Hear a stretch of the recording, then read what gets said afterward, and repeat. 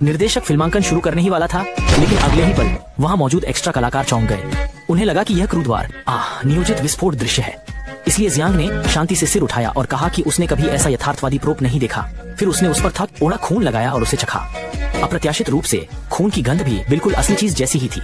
उसे शायद ही पता था कि इस विस्फोट ने वियतनामी ड्रग डीलर का ध्यान आकर्षित कर लिया था। यह देखकर कि दूसरा पक्ष फुटबॉल की तरह सिर को आगे पीछे मार रहा था। यहाँ तक कि निर्दयी ड्रग डीलर भी डर गया और स्थिर खड़ा रहा। फिर ड्रग डीलर ने सभी को दिखाया। जब उन्होंने गोलीबारी शुरू की तो समूह के कलाकार तुरंत डर गए और घबरा गए।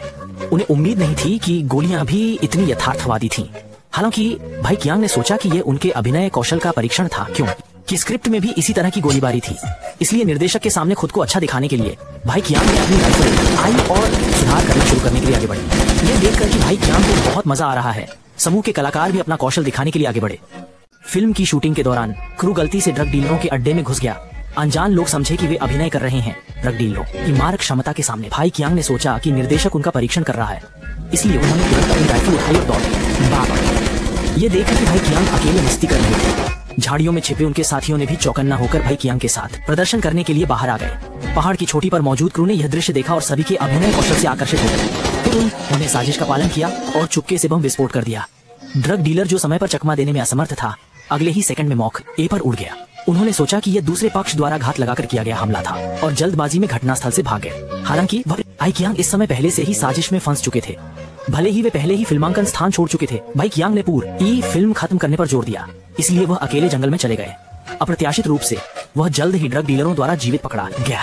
इस समय भाई कियांग अभी भी खतरे से अनजान था और सोचता था कि यह साजिश का हिस्सा था। इसलिए उसकी अभिव्यक्ति बहुत शांत दिख रही था कि उसने निर्देशक को पुरुष प्रधान के रूप में उसे व्यवस्थित करने की योजना भी बनाई, लेकिन जल्द ही उसे मुंह पर थप्पड़ मारा जाएगा। जब तक ड्रग डीलर बॉस ने उसे प्रताड़ित नहीं किया, तब तक भाई कियांग, जो अपने सदमे से उबर चुका था, को एहसास नहीं हुआ कि यह फिल्म अंकन नहीं था और वो ड्रग डीलरों के हाथों में पड़ गया था। ड्रग डीलरों ने तब भाई कियांग के एजेंट से कहा कि वे बंधकों के बदले में प्रतिछा को 3 मिलियन लेंगे, जिससे एजेंट नाराज हो गया। झिझकते हुए आखिरकार वह 10 फिल्में फिल्माने पर भी इतना पैसा नहीं कमा सकता था।